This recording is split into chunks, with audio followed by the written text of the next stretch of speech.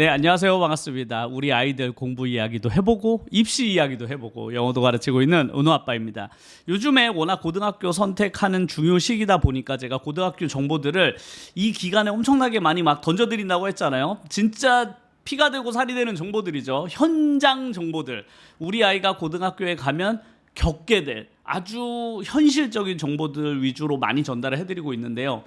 그래도 부모님 마음속에는 그래도 나는 우리 동네에서 공부 잘하고 대학 잘 가고 대학 잘 보낸다는 학교 보내고 싶은 마음이 막 굴뚝 같잖아요.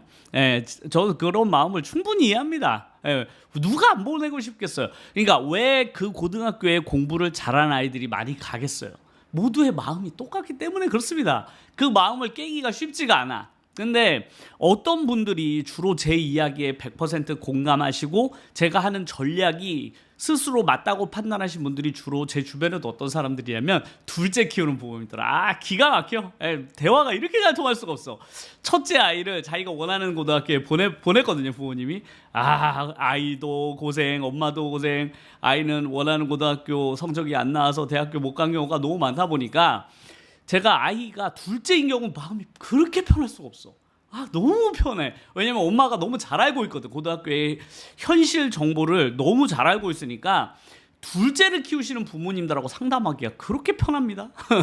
제가 뭐 강조해서 그분의 생각을 바꿔드릴 필요가 별로 없어. 제가 지난 영상에서 말씀드렸던 그런 내용을 전달해 드리잖아요. 그 어머님이 고개를 끄덕끄덕 하셔. 맞습니다, 어머니 선생님. 맞습니다. 우리 애가 그랬어요. 막 이러면서. 근데 최근에 제 그 영상 댓글에도 보면 그런 분들이 진짜 공감하시더라고요. 우리 아이가 이미 경험을 했어. 조금 빨리 이야기를 들을 거. 이런 부모님들도 많으시고 둘째 키우시는 분들 많이 공감을 하시죠. 그래도 보내고 싶으실 거 아니에요. 제가 왜 그 마음을 모르겠습니까? 좋은 고등학교 보내고 싶잖아. 그럼 제가 오늘 그 기준을 좀 알려드릴게요. 우리 아이가 과연 좋은 고등학교에 가도 1등급을 받을 상인가 아닌가에 대해서 내가 과연 왕이 될 상인가, 내가 과연 서울에 있는 대학교에 들어갈 수 있는 상인가 아닌가를 확인할 수 있는 아주 간단한 확인 방법 몇 가지를 알려드릴 테니 그걸 듣고 우리 아이가 그렇게 할 수 있는지 없는지를 지켜보세요. 한 요번 시험 기간 동안 한번 지켜보시면 중학교 3학년 부모님들 혹은 중학교 2학년 부모님 아이를 키우는 부모님들이 금방 확인이 될 거라고 저는 생각을 하고 왜 그런지 이유도 설명을 해드리도록 하겠습니다. 오늘도 진짜 이렇게 현장 정보 이런 정보 주는 사람 나밖에 없는 것 같아. 유튜브에 제가 입시 관련된 콘텐츠 엄청 많이 보거든요. 없어. 잘 없어. 왜냐면 이런 얘기를 왜 다들 안 하려고 하냐면요, 그냥 두루뭉술하게 이야기하는 게 모두에게 그냥 편하거든. 모두에게 편해. 악플도 안 받고 좋은 이야기, 좋은 댓글만 달려. 하지만 그런 이야기에는 핵심이 빠져있는 경우가 많아요. 핵심이 빠져있잖아. 왜냐면 핵심을 이야기하면 누군가는 싫어해. 누군가는 싫어한단 말이야. 그래서 핵심을 다 빼고 얘기하시면 그분들이 몰라서가 아니야. 그럴 리가 있습니까? 저보다 훨씬 전문가분들인데 그걸 이야기하면 너무 팍팍하잖아. 팍팍하잖아. 좋은 이미지로 남고 싶단 말이에요. 유튜버 분들도. 특히 교육 유튜버 분들이 이미지라는 게 있잖아. 내가 명색이 대치동에서 가르치는 유명 교육 그 선생님이기도 하고 유튜버기도 한데 내가 너무 이런 공부 잘하는 애들만 유리하고 공부 못하는 애들이 쉽지 않다. 평균적으로 그런 아이들은 일반고 센 고등학교 들어오면 불리하다. 이런 얘기를 어떻게 하겠냐고. 그러니까 모두가 듣기 편한 얘기를 할 수밖에 없거든요. 근데 저는 이게 우리 현실이잖아. 우리 아이, 이 영상을 듣고 있는 누군가 부모님의 아이가 저는 대학 갔으면 좋겠거든. 진짜 원하는 대학을 최대치까지 끌어올려서 가기를 나는 맨날 희망하잖아요. 그래서 제 학생을 상담하듯이 상담하는 거예요. 지금 영상을 찍고 있기 때문에 제 생각과 다른 생각하신 분들도 계실 거라고 생각하지만 과연 우리 아이 센 고등학교 가도 1등급을 받을 상인가 아닌가? 제가 오늘 몇 가지 그 테스트하는 방법 알려드리겠습니다. 일단 제가 반에서 1등 하는 아이 혹은 2등까지 많이 쳐주자. 그래, 1, 2등은 가도 된다 했죠. 좋은 고등학교 가도 된다 했잖아. 근데 우리 아이가 3, 4, 5등이 제일 위험하다고 했잖아요. 그럼 우리 아이가 만약에 3, 4, 5등이야 혹은 6등이야. 그러면 이번 시험 곧 오잖아요. 곧 중간고사가 있잖아요. 중간고사. 그럼 이번 시험에 반에서 1, 2등 하는 아이를 몇 과목 이겨보라고 한번 해보세요. 너가 지금까지 단 한 번도 이겨본 적 없잖아? 걔네들을? 그런데 그런 아이들과 어차피 고등학교 똑같이 갈 거 아니야. 거기 가면 걔네 다 거기 가니까. 그러면 너가 이번 시험, 이번 중간고사에 걔를 성적으로 이겨봐. 이게 되면 가도 돼. 그게 제 판단 기준이에요. 부모님한테도 말씀을 드릴게요.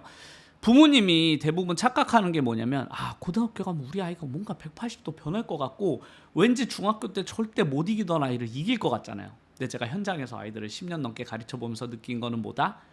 그대로 갑니다. 그대로 가요. 성적이 절대 역전이 안 돼. 거의 그대로 가거든요. 그러니까 오히려 좋은 거지. 그대로 가기 때문에 시험 부담이 훨씬 적고 내 인생에 크게 지장이 없고, 그리고 시험도 난이도가 훨씬 쉬운 이번 중학교 시험 있잖아요. 중학교 중간고사에서 내가 반에서 1, 2등 안에 들면 그 학교 가도 됩니다. 방법은 본인들이 선택하면 돼요. 혼자 공부해도 되고, 뭐 선행 인강을 더 들어도 되고, 방법은 여러 가지야. 예, 여러 가지입니다. 고등학교가 또 똑같아요. 고등학교가 또 과목 수가 늘어나고 공부해야 될 분량만 늘어날 뿐 경쟁자가 비슷하죠. 예, 그 아이랑 거의 같이 갈 거 아니에요. 경쟁자가 비슷하고 공부하는 방식 또한 같습니다. 뭐 그 영어가 그 영어고 수학 난이도만 대폭 다들 상승할 뿐 공부 방법 자체가 아예 달라지는 게 아니거든요. 그러니까 중학교가 고등학교에 비해서 훨씬 쉬운 시험이란 말이야. 정말 난이도로 하면 한 레벨 한 고등학교가 10이라고 해볼게요. 그럼 중학교는 많이 쳐줘봐야 3이에요. 네, 난이도 3이야. 3짜리 시험이야. 그런데 내가 난이도 3짜리 시험을 치는데도 반에서 1, 2등을 못한다? 그러면 안 되지. 난이도 3인 시험조차도 내가 반에서 1, 2등을 못하면 어차피 고등학교 가면 걔네들하고 똑같이 경쟁할 거 아니에요? 누군가를 이겨야 된단 말이야. 그런데 고등학교보다 훨씬 더 쉬운 시험, 그 친구들도 그래서 그렇게까지 열심히 안 하거든요. 1, 2등 하는 애들이 물론 잘하긴 하지만 그 아이들이 지금 전력을 공부하는 게 아니에요. 착각을 하면 안 돼. 반에서 1, 2등 하는 애들이 중학교 공부 진짜 설렁설렁합니다. 예, 대부분 걔네들은 고등학교 선행하고 있지 중학교 공부 그렇게 많이 안 하거든. 그러니까 걔네들이 지금 설렁설렁 힘 빼면서 하는 그런 정도의 에너지만 쓰고 있는 그 중학교 시험조차도 내가 걔를 못 이긴다? 근데 고등학교에서 어떻게 이긴다는 거지? 고등학교 가면 걔네가 전력을 다할 텐데. 그러니까 첫 번째 과제, 이번 시험에서 우리 아이가 반에서 1, 2등을 차지했다.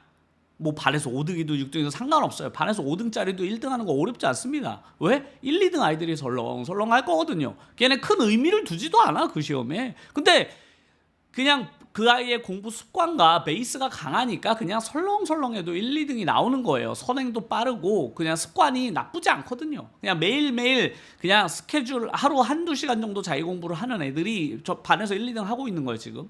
근데 내가 우리 아이가 만약에 고등학교 가서 등급을 노릴 거야, 1등급을. 그럼 지금 1등급이어야 돼요. 지금 현재 기준으로 1이어야만 돼.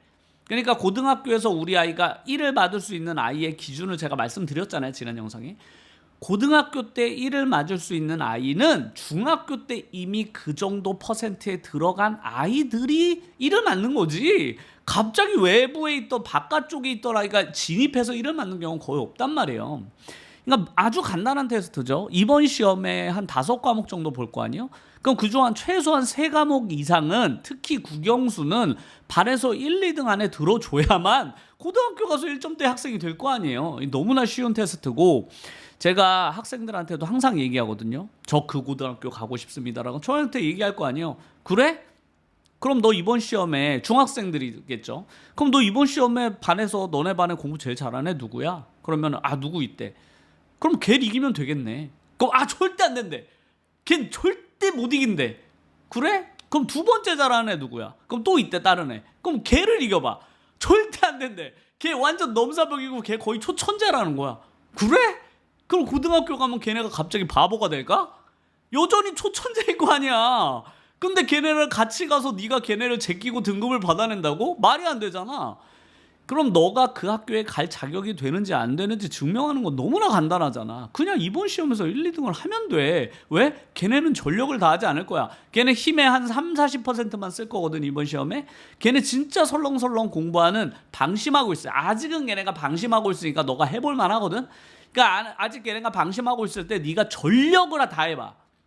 그래서 만약에 걔를 이기는 걸 보여줬다. 그러면 가능하지. 가능할 수도 있지.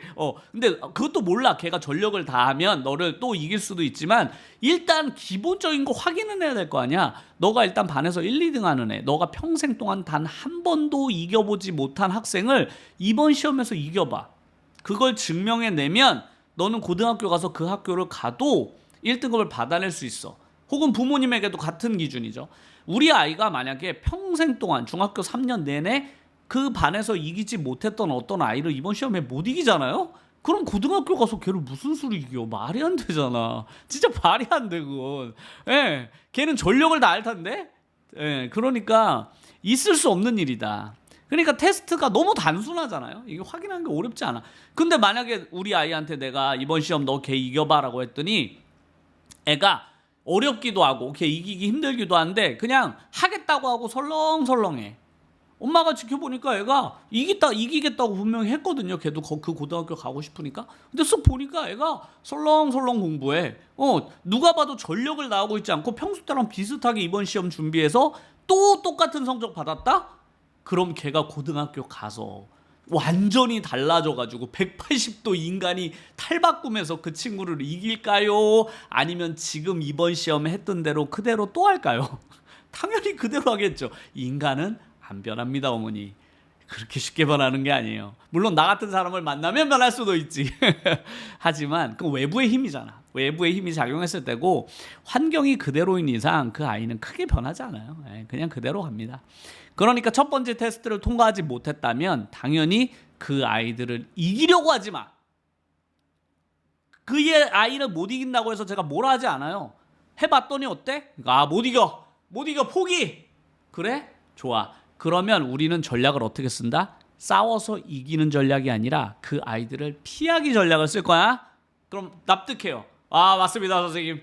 피하는 게 상책입니다. 그래, 좋아. 그럼 걔가 안 가는 고등학교를 어딜까? 혹은 걔와 비슷하게 능력을 가진 애들이 절대로 가지 않을 고등학교를 네 머릿속에 한번 떠올려 봐봐. 이 지역에서 각자 떠올리시면 돼요. 절대로 지금 우리 반에서 1, 2등 하는 아이들이 물어보면 절대로 가기 싫어하는 학교, 바로 그 학교를 가면 돼. 거기 절대 가기 싫어. 걔네도 가기 싫어. 그러니까 너가 가야지. 왜? 거기 가면 누가 없다? 걔네들도 없지만 걔네들과 유사한 애들도 없다고. 그러니까 예를 들면 내가 한 하이에나급이야. 하이에나야.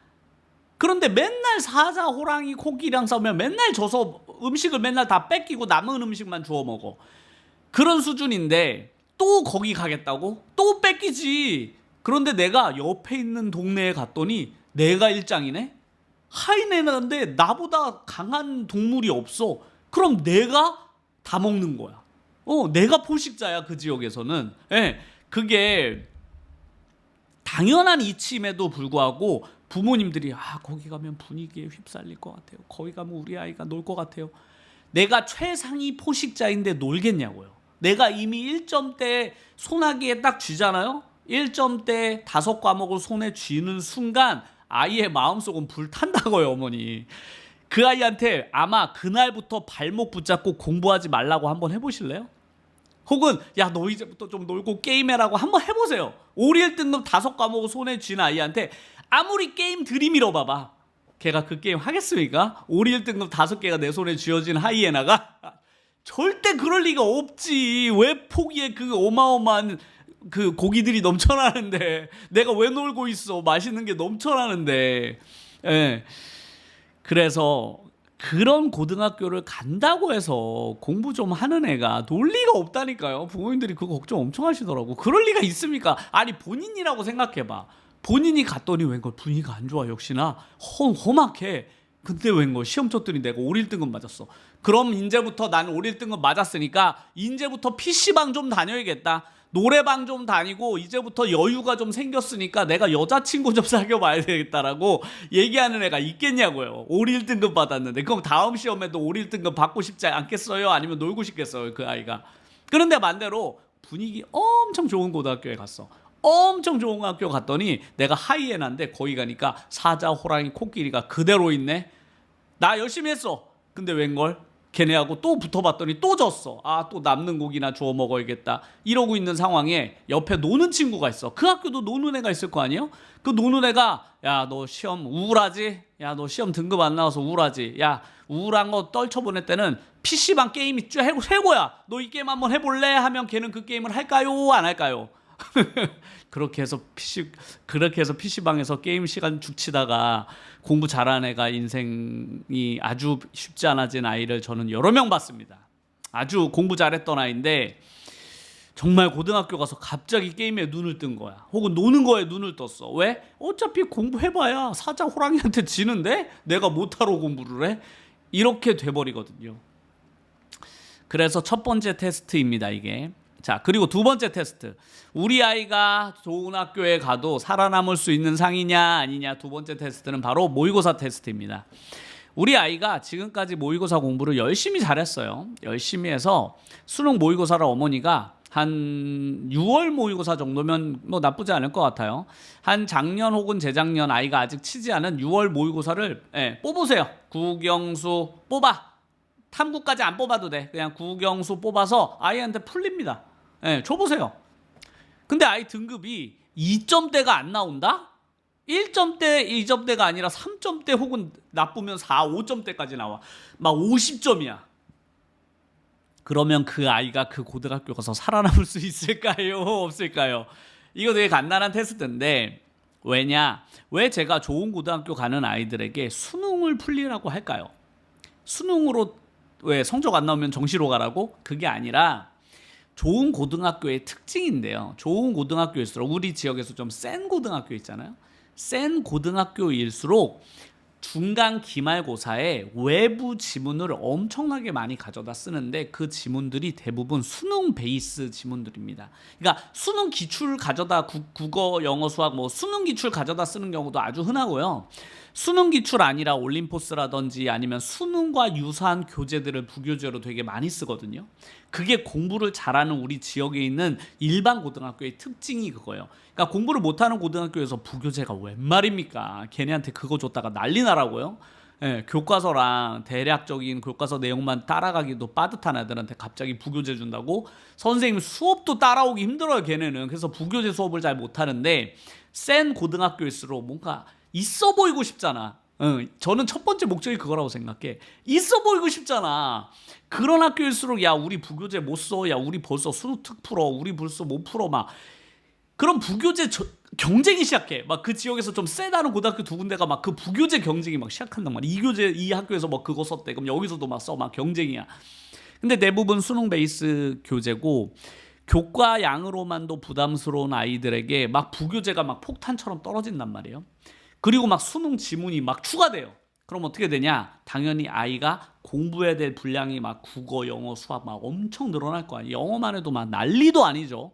영어 외부 지문들 막 끌어오고 외부 부교재 막 한 2권 끌어오고 막 다 끌어와서 이만큼 범위가 막 이만큼이야. 한 번 지문을 처음부터 끝까지 읽는 데만 한 일주일 가까이 걸리는 지문의 양 주는 학교도 봤습니다. 그러니까 지문을 뭐 외우는 게 아니야. 그냥 쭉 한 번 읽어보는데 일주일 걸려. 학교에서 어떻게 하냐? 부모님들은 상상도 못 하실 텐데요. 학교에서 수업을 안 해줍니다. 너무 양이 많으니까 아이들한테 그냥 던져줘요, 프린트를. 그리고 야, 여기가 시험 범위니까 이거 한 번씩 읽어봐. 이러고 던져줘. 왜? 그 많은 양을 수업 시간으로는 도저히 다 할 수 없을 정도로 많거든요. 그게 그 생고등학교의 특징이죠. 엄청나게 많은 영어 지문을 줘요. 그럼 아이는 그걸 딱 받아들고 무슨 생각이 들겠어요? 이거 읽는 데만 일주일 걸리는데? 외우는 걸 아예 상상도 못하죠. 그런 아이들은 일단 외우는 걸 포기합니다. 다 외울 수가 없어. 그 인간의 힘으로 다 못 외워요. 그런데 시험 문제에는 내가 외워서 맞추던 아이들 있잖아요. 주로 암기 위주의 공부를 해왔단 말이에요. 중학교 때는 영어를 기준으로 하면 다 암기 위주 공부잖아요. 근데 고등학교 갔더니 외울 수 없는 양을 주는 거야, 갑자기 나한테. 근데 다 수능에서 나왔던 거야. 그럼 그런 문제는 누가 잘 풀까요? 외우지 못할 만큼의 분량을 줘. 외우는 게 불가능해. 처음 보고 해석해서 바로 즉각적으로 내가 문제를 풀어내야 돼. 영어 문제가 거의 대부분 그런 식으로 나오거든요. 지역의 공부 잘하는 학교들의 특징이 그거예요.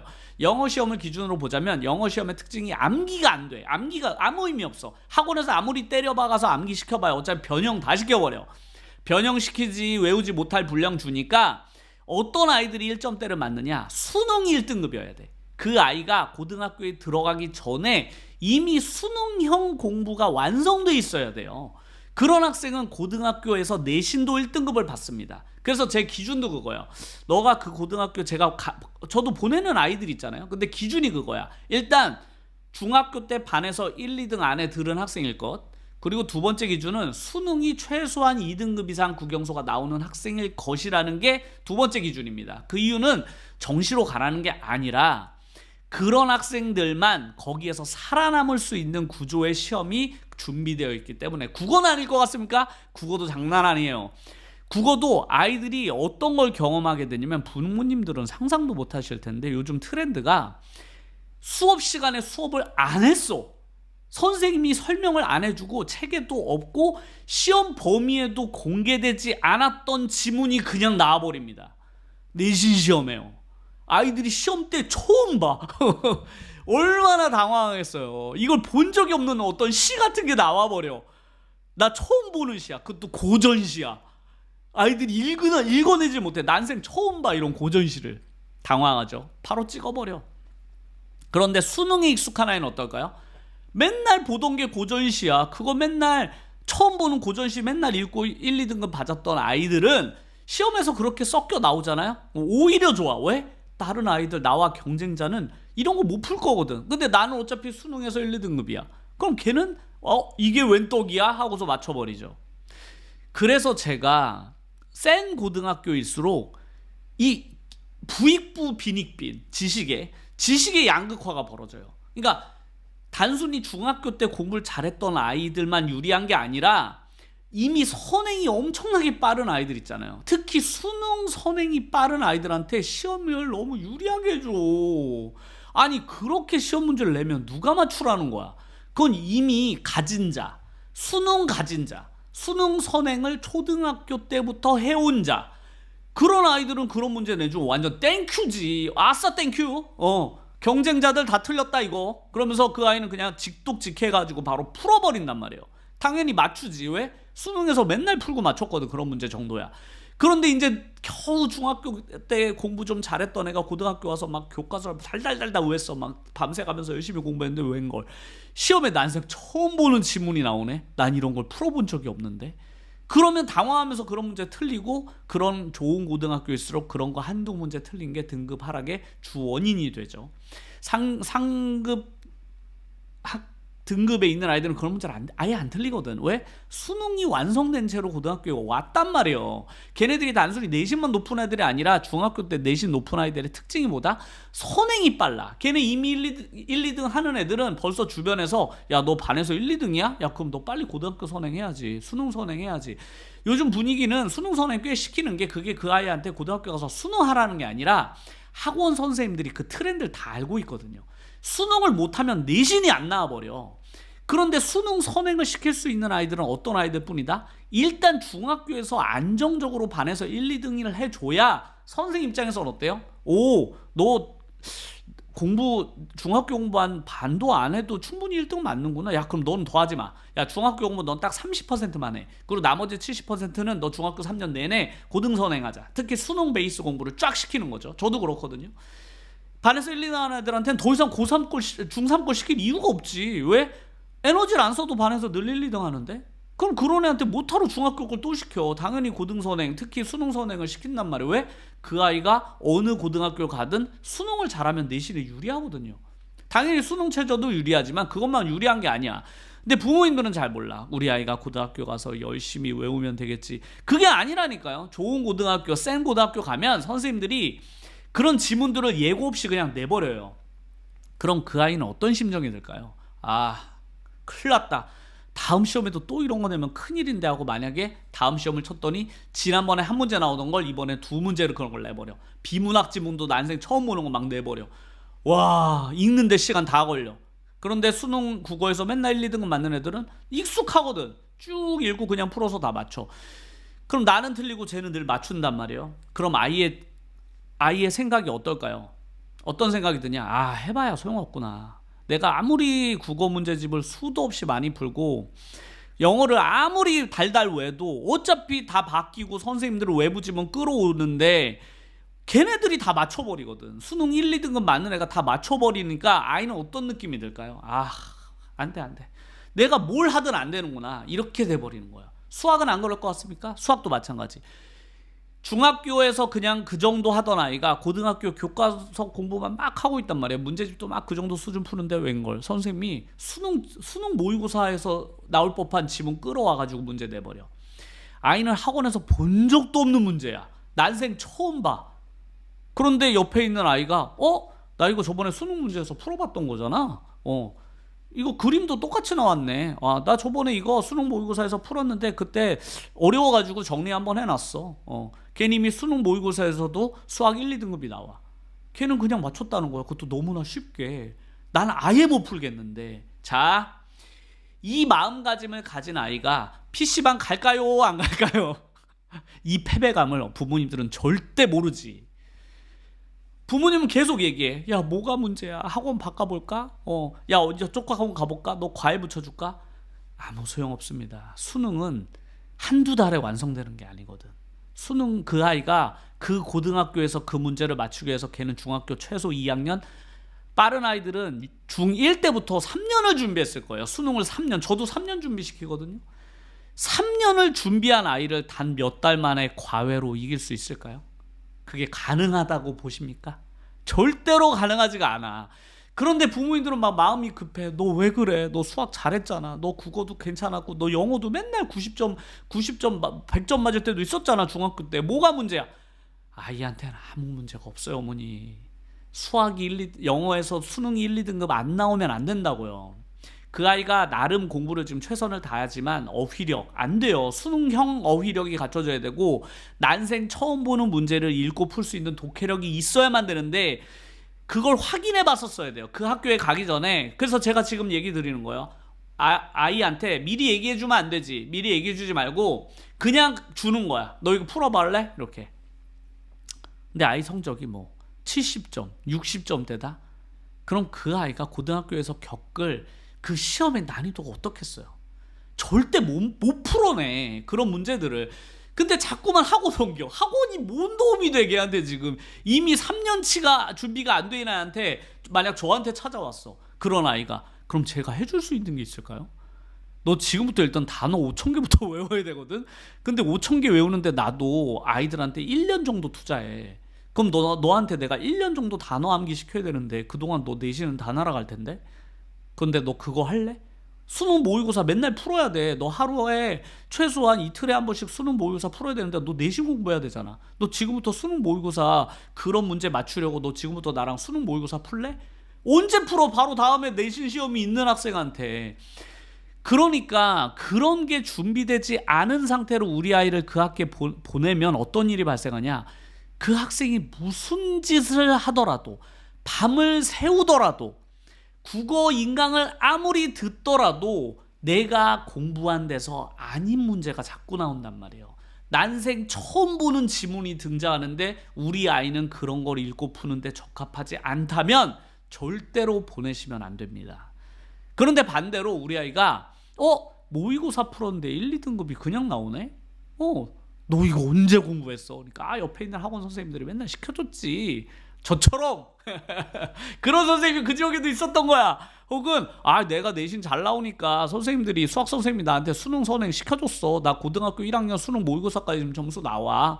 영어도 영어 학원 선생님이 나한테 중학교 2학년 때부터 수능형 공부 시켜줘서 나 지금 수능 90점 나와. 박수. 누구한테? 그 학원 선생님들에게. 매우 잘해주셨다. 그 아이의 미래를 살렸다. 그리고 그 아이는 서울에 갈 수 있는, 인서울에 갈 수 있는 상이 되었다. 그런 거죠. 그래서 오늘은 제가 우리 아이 인서울에 들어갈 수 있는 상이냐 아니냐, 우리 아이가 그런 종합전형이 강하다고 자랑하는 우리 지역에 뭐 갑방어라고 부를 수도 있는 그런 고등학교 갈 수 있는 상이냐 아니냐에 대한 간단한 테스트 2개를 오늘 숙제로 드렸잖아요. 그거 해보시면 돼요. 이번 첫 번째 테스트, 이번 중간고사에서 반에서 1, 2등 하기. 두 번째 수능 모의고사 1, 2등급 맞기. 만약 이 2가지를 중3 안에 통과해내지 못했다? 이제 시험이 몇 번 남았잖아요. 그 몇 번 안에 이걸 완성해내지 못하면 그냥 수능 지문 모의고사가 되도록이면 적은 곳, 아예 없는 곳은 없거든요. 근데 적어 외울 만해. 그러니까 뭐 한 30개 정도, 30개는 외울 수 있잖아요, 인간적으로. 그러니까 30개 정도만 주는 학교를 가라는 거지. 그리고 다른 거 안 내. 그리고 변형 안 시켜. 변형시켰다가는 욕을 엄청 먹어, 선생님이 학생들한테. 아니 왜 다 바꿔놨어, 나 이거 다 외웠는데. 아 미안하다, 내가 너희들을 왜 평균 점수가 막 3, 40점 나와버리거든. 큰일 나. 그러니까 선생님이 겁나서 변형을 못 시켜. 너희들 외우면 맞출 수 있게 낸단 말이에요. 그럼 아이들이 열심히 외워. 우리 아이가 알고 보니까 수능은 잘 못하는데 암기는 잘하네. 얘가 외우는 건 잘해. 그럼 그런 데 가서 지문을 달달달달달달 왜? 근데 선생님이 내가 외운 대로 그대로 내줬네? 다른 애들은 못 외웠어. 그마저도 안 한 거야. 에이, 공부하기 싫어하고 맨날 담배 피고 PC방 다녀. 근데 나는 외웠어. 외우는 건 잘하니까요. 그것도 웬걸? 선생님이 외운 거 그대로 내줬네? 다 눈에 답이 보여. 다 맞았어. 90점대야. 나이스. 선생님 막 칭찬해주네. 야, 너 잘 외웠다. 내가 외운 대로 변형 안 했지? 야, 너 잘 푸네. 영어 잘하네. 갑자기 칭찬받아. 고등학교에서 영어 1등급 나왔어. 나이스. 수학 학원에서 시키는 대로만 했어. 학원 선생님이 풀라는 문제집만 열심히 풀었어. 막 RPM 풀고 센 풀고 이제 막 풀었는데 웬걸? 학교 시험 문제가 내가 문제집에서 봤던 문제들이야. 오! 좋았어. 90점. 국어 교과서에서만 내네, 선생님이. 교과서 왜 지문을 거의 안 내? 하나 냈는데 그것도 프린트로 주고 수업도 했어. 그래서 수업 때 선생님이 다 정리해줬어. 외부 지문 다 정리해줬어. 그거 달달 외웠어. 근데 시험에 똑같이 나왔어. 그거 공부한 아이는 맞출 수 있는데 애들이 그거마저도 안 했네? 야, 선생님 이거 다 수업 때 설명해 줬잖아. 너 왜 틀렸어? 그러면 옆에 있는 아이가 나 그때 자느라 못 들었어. 틀렸어. 야, 너 수업 때 눈만 뜨고 있었으면 맞출 수 있는 문제를 왜 틀려? 그랬는데 난 몰랐지. 수업 때 선생님이 그렇게 중요한 얘기할지. 나 잤다니까. 그래서 내 경쟁자들이 자고 있어. 나는 눈만 뜨고 있었는데 선생님이 설명해 준 거 잘 듣고 정리해가지고 외워서 말했어. 왜? 나는 성실한 아이였거든. 중학교 때 최소 3, 4등은 했어. 그러니까 성실성, 암기력은 내가 가지고 있지. 그런데 다행히 선생님이 내가 강한 종류의 시험을 내줬어. 성실하게 수업 시간에 선생님 설명 잘 듣고 나는 암기를 잘하니까 선생님이 주는 대로 외웠어. 근데 시험이 그대로 나온 거야. 그럼 어때요? 나한테 적합한 시험 문제를 내줬죠? 그러니까 단순히 우리 아이가 옆에 센 고등학교로 가면 우리 아이보다 공부 잘하는 애가 있으니까 유리하고 불리하고가 아니라 우리 아이가 잘 풀 수 있는 문제를 내주느냐 아니냐도 엄청 중요해요. 그러니까 문제 유형이 나랑 맞아야 되는데 그 유형은 뭐다? 수능을 잘하냐 못하냐가 되게 중요하단 말이에요, 요즘에는. 그러니까 어머니께서 한번 테스트를 해보라는 거예요. 그걸 통과하면 보내도 돼. 근데 부모님들 착각하는 게 고등학교 가면 아이들이 그걸 적응할 수 있을 거라고 착각을 한단 말이야. 수능이라는 시험은 그런 게 아니야. 한두 달에 적응을 할 수가 없어요, 어머니. 국어 지문 난생 처음 보는 걸 풀어내는데 최소 2, 3년 걸린다고요. 그 정도의 시간을 투자한 아이를 단기간에 우리 아이가 못 이긴다고요. 그런데 그런 학교에는 그런 아이가 바글바글해. 선행이 막 수능 모의고사 보면 5, 1등급 받는 애가 그 학교에 막 10대 명 된단 말이에요. 그런 아들 사이에서 어떻게 이기냐고. 노력만으로 어떻게 이겨. 문제가 노력을 해도 모르는 문제가 자꾸 나오는데. 그러니까 아이들을 자꾸 탓하는 거야, 부모님이. 왜 그래? 걔 문제가 아니라 그 학교 문제 유형과 아이가 안 맞아. 수능을 안 했잖아. 그러니까 어머니들께서 제가 이런 정보는 진짜 누가 얘기해 줍니까? 이거 누가 얘기해 줘? 유튜브에 아무도 없지. 이런 정보들. 그러니까 제가 되게 마음이 급한 거야. 왜? 부모님들이 곧 그 학교를 결정하실 거거든. 그냥 결정해도 됩니다. 본인들이 결정해도 되는데 최소한 이 정도 확인을 하고 보내라는 거야. 이 정도는 알고 보내라. 그리고 그걸 알았는데도 보냈어. 그럼 그 학생이 어려움을 겪을 거 아니에요? 그걸 예상했으면 저는 괜찮다는 거예요. 예상하고 들어갔으니까 그 정도는. 예. 그 정도는 예상하고 들어가라는 거죠. 우리 아이가 그 고등학교에 들어가면 어떤 일이 벌어지는지를 최소한 예상을 하고 들어가야 된다는 거. 왜? 당황하거든. 아이도 당황하고 부모님 엄청 당황해요. 문제가 있다고 생각해. 특히 학원은 아무 문제가 없어요, 어머니. 그래서 저도 그렇지만 고등학교 레벨의 아이에게 학원을 동네 기준이에요. 저희처럼 동네 기준에서는 옮기는 게 큰 의미가 없습니다. 저도 그래요. 저도 아이들한테 영어가 안 나오는데 어디 가면 좋을까요? 라는 그런 조언도 받을 거 아니에요. 수학이 안 나와요. 국어가 안 나와요. 어느 학원 추천. 저는 딱 한 가지만 물어봐요. 아이가 지금 수능 모의고사가 점수가 나오나요? 그럼 수능 모의고사가 안 나오는데요. 그러면 학원에서 해줄 수 있는 게 없습니다. 이게 답이에요. 학원에서 해줄 수 있는 게 없어. 왜? 지역에 있는 대부분의 학원들은 내신 전문 학원들이고, 내신 전문 학원에서 해줄 수 있는 거랑 고작 교과서 공부 정도예요. 국어, 영어, 수학 마찬가지. 그러니까 예측되는 공부만 시킬 수 있지, 예측이 안 되는 지문까지 공부를 못 시키는데, 그 예측이 안 되는 건 본인의 개인 역량으로 뚫어내야 되거든. 평소 수능 공부를 열심히 했던 애는 그게 돼. 그러니까 난생 처음 보는 지문이 나와도 그냥 읽고 돌파가 되는 아이들은 그런 지문 나와주면 땡큐 아싸 더 내주세요 선생님, 더 내주세요. 왜? 공부 열심히 하는 애들이 너무 많아. 주변에 등급 경쟁이 심하니까 저한테 유리한 거, 저한테 그런 문제 많이 내주세요. 나만 맞추게. 근데 만약에 우리 나이가 그런 타입이 아니면 그런 학교는 지옥이 되는 거예요. 우리 아이에게 공부를 아무리 많이 해도 소용없어. 그러니까 학원도 해결해 줄 수 없는 문제예요. 그래서 신중하셔라 라는 게 오늘의 제 이야기였습니다. 다음 영상도 아마 비슷한 주류의 영상이 될 거예요. 최대한 제가 학교 선택이 되는 요 시기만큼은 다른 이야기 제가 준비해 놓은 게 많은데도 일단 뒤로 좀 미뤘어요. 그 컨텐츠들을. 왜냐? 이게 지금 되게 중요한 시기잖아요. 그러니까 제가 최대한 많은 정보들을 좀 전달을 해드리려고 일부러 지금 이런 내용들만 다 정리해서 전달을 해드리고 있거든요. 또 이 시기가 지나면 이런 얘기 안 하겠죠. 그러니까 요 시기 때는 최대한, 또 다음 영상에서 제가 준비한 건 그렇다면 국영수 말고 다른 과목들은 어떤 차이가 있는지도 좀 설명을 해드릴게요. 그런 과목도 많이 드릴수록 좋잖아. 정보는 많이 드릴수록 좋으니까 과연 국영수만 다르냐? 아니야. 다른 과목도 달라요. 그러니까 다른 과목도 어떤 식으로 다른지에 대해서 또 대략 이야기를 해볼 테니 다음 영상도 많이 시청해 주셨으면 감사드리겠습니다. 주변에 부모님들한테 엄마들 만나잖아요. 소문 좀 내줘. 세상에 이런 선생님이 다 있다. 이런 얘기 유튜브에 암만 뒤져봐. 있어? 없잖아. 이런 얘기 안 한단 말이에요. 이런 얘기를 아주 예민한 문제라서 잘 얘기 안 하려고 해. 근데 저는 그냥 하잖아요. 저는 뭐 그런 거 크게 신경 안 써. 뭐 가끔 악플 다시는 분들도 있는데 저는 신경 아예 안 쓰거든. 저는 무려 7년차 유튜버입니다. 제가 요즘에 학업 컨텐츠 올린 지는 얼마 안 됐지만 제가 유튜브 바닥에서 벌써 7년째예요. 그러니까 제가 영상 속에서 다른 선생님들하고 목소리 톤, 대화 톤이 좀 다르잖아요. 원래 저는 유튜브를 엄청 오래 했던 사람이야.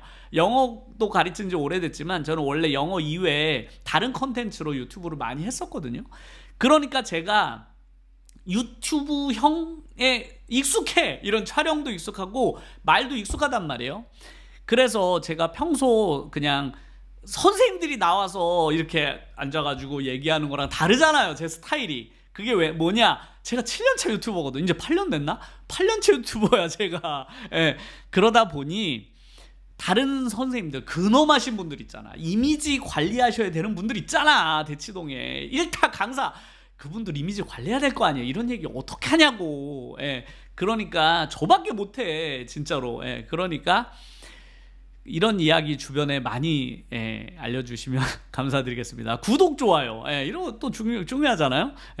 구독자도 이게 듣는 분들 많은데 구독도 좀 눌러주시고, 최근에 영향력을 좀 키우면 어떨까. 일반인 고등학교 학생들을 위한 유튜버도 목소리 좀 커지면 좋잖아요. 맨날 왜 대치동 강사들만 있냔 말이야 유튜버에. 그래서 구독, 좋아요도 많이 홍보해 주시면 감사드리겠습니다. 그럼 다음 영상에서 뵙겠습니다. 감사합니다.